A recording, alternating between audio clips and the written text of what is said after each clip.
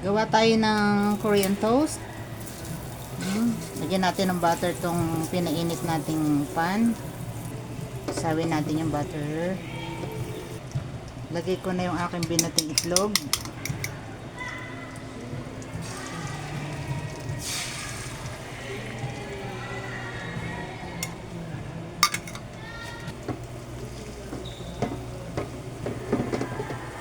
Lagay ko na yung tinapay.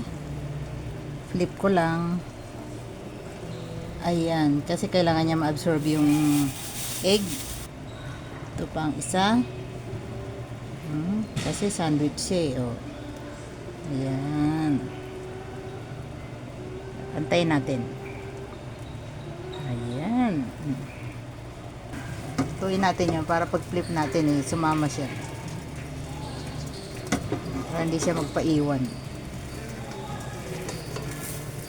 Okay, flip na natin. Oops. Flip, diba? Oh.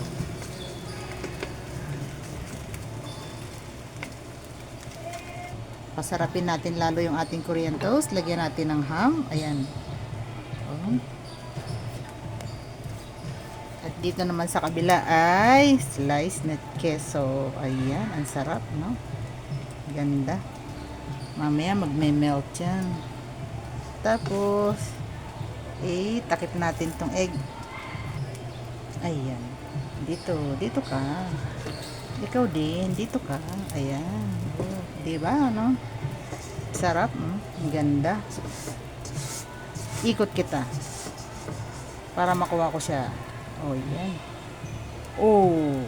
Oh. Very good. Ayan, ang ating Korean toast. May ham, may egg, at may cheese. Isa pa, para medyo toasted yung kabila. Ayan, ang ganda. Sarap naman ng pagkain ito.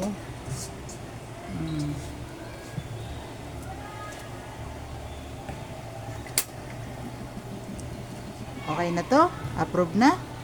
Yum yummy? Love love love. Thank you for watching. Bye bye.